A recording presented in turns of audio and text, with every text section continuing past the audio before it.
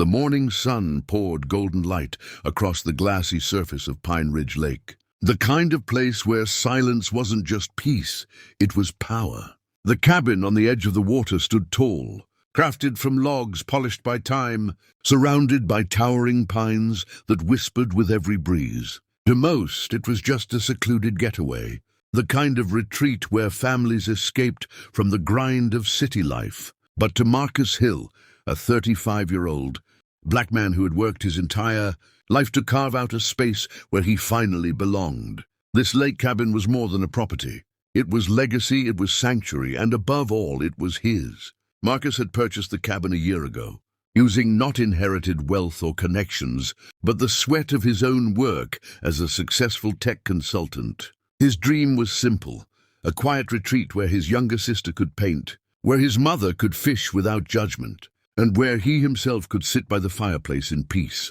But simple dreams were often the ones most challenged, especially in places where outsiders weren't welcomed. The Pine Ridge Homeowners Association had never liked Marcus.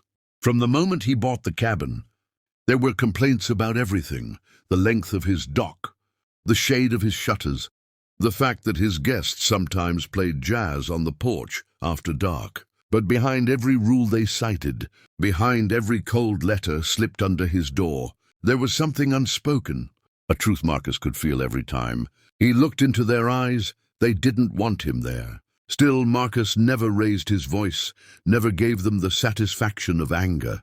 He handled every notice with calm professionalism. He paid his dues, he responded with paperwork, and he reminded himself daily that he had as much right to be here as anyone else.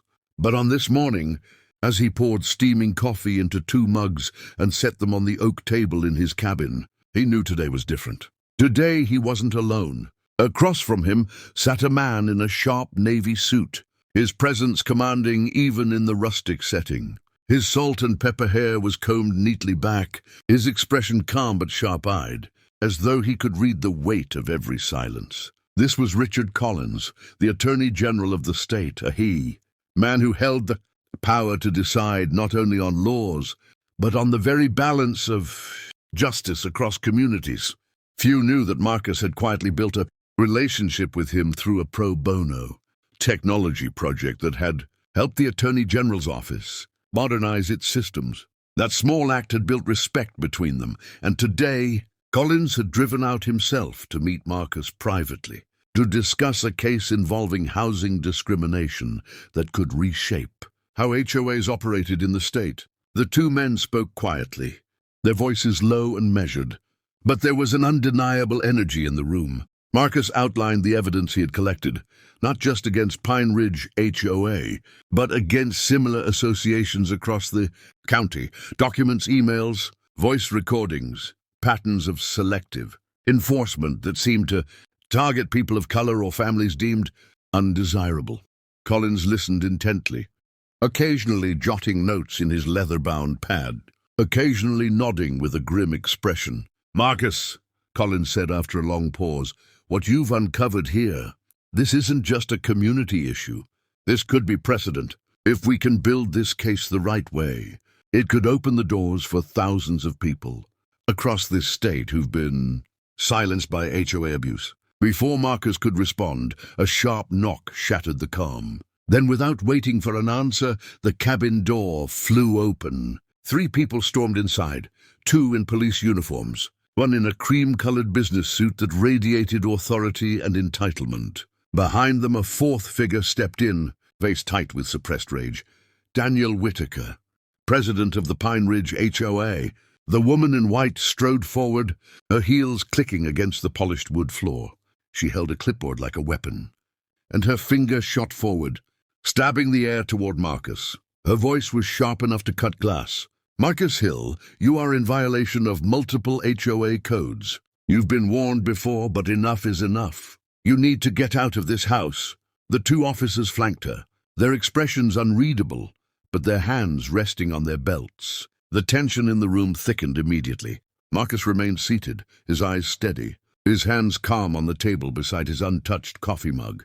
He didn't flinch. He didn't rise. He simply breathed. Collins, however, leaned back in his chair, crossing one leg over the other. He didn't announce himself. He didn't move. He simply observed, his sharp eyes flicking from the HOA president to the officers, to the woman who seemed to lead the charge. "Mrs. Keaton," Daniel Whitaker began, his tone a mixture of smugness and anger. "This man has been a thorn in our community since the day he arrived. I told you he'd push back. I told you he'd cause trouble."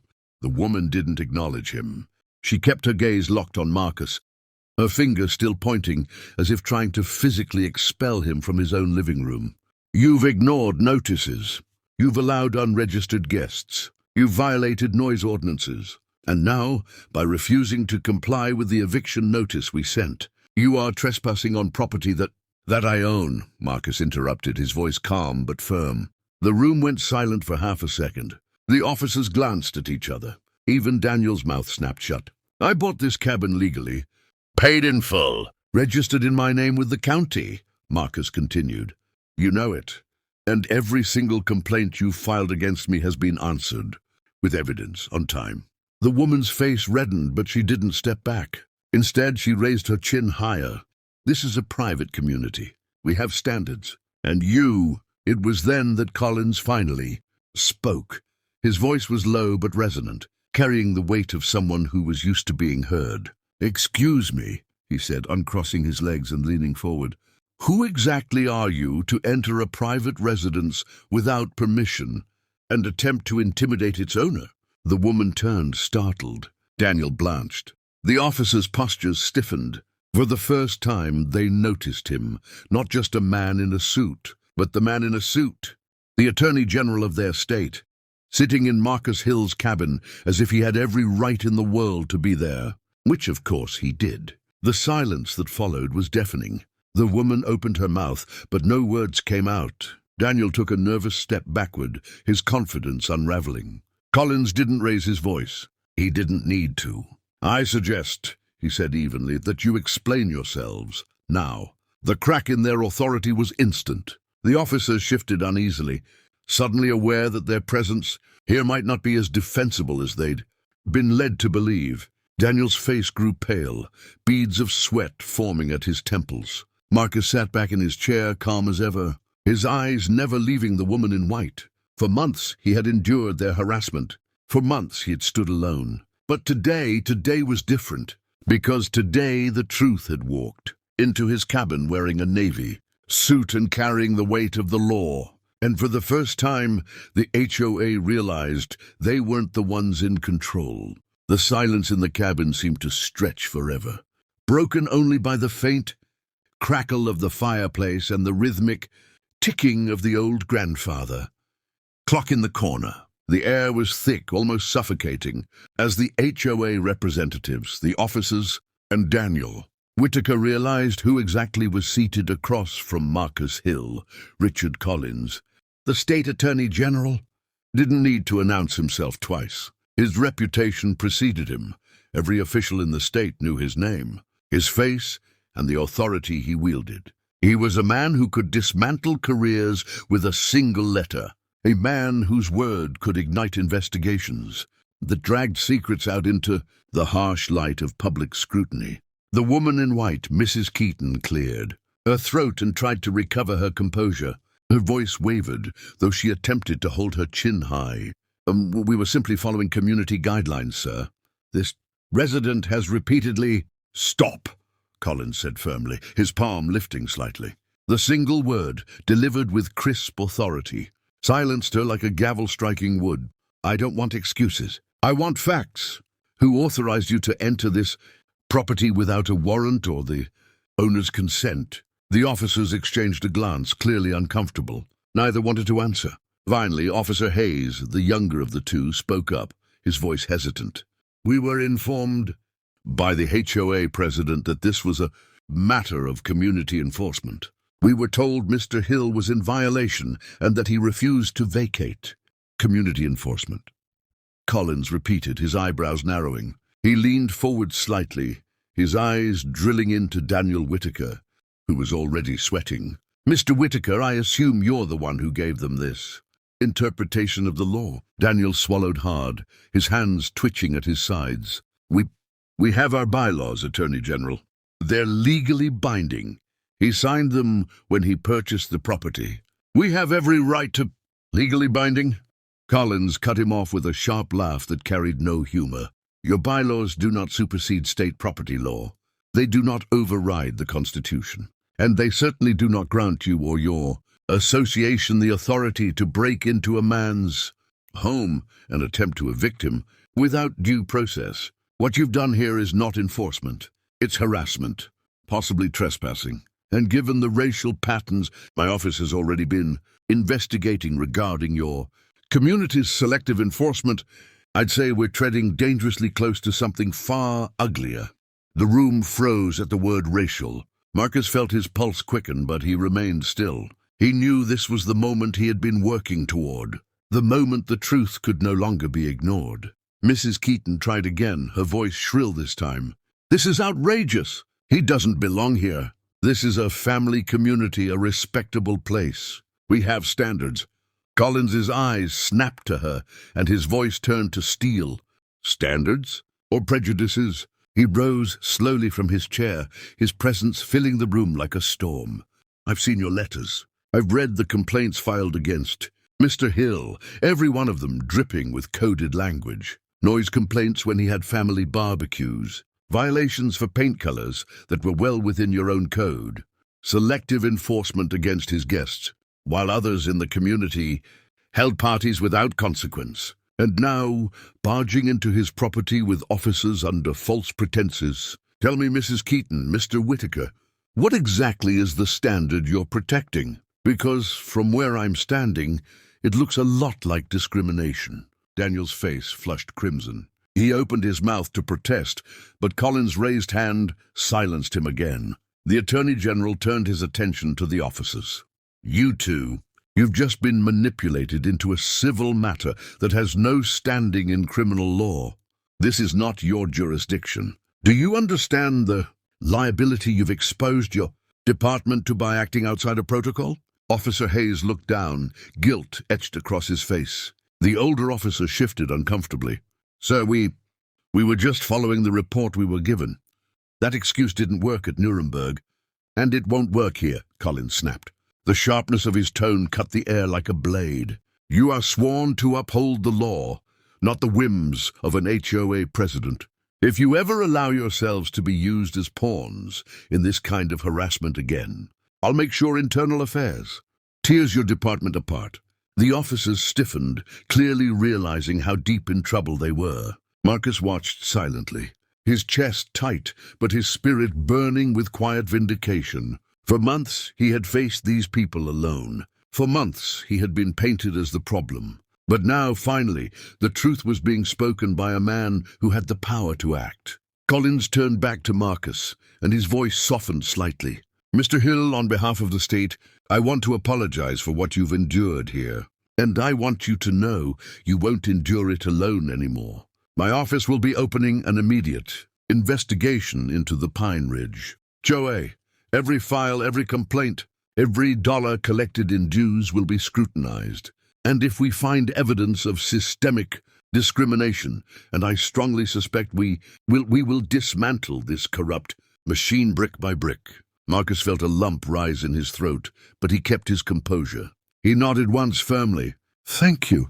But Collins wasn't finished. He turned once more to Daniel Whitaker and Mrs. Keaton, his expression ice cold.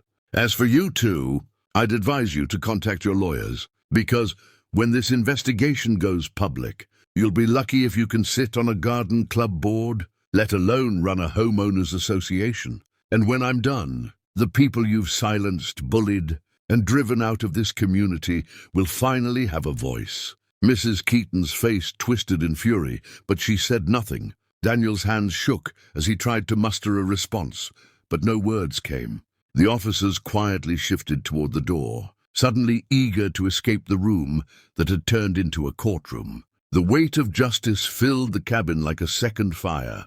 For the first time since he had bought this place, Marcus felt the suffocating grip of hostility loosen. The walls no longer felt like they were closing in on him. Instead, they felt like protection, like this cabin truly was his fortress, his rightful home.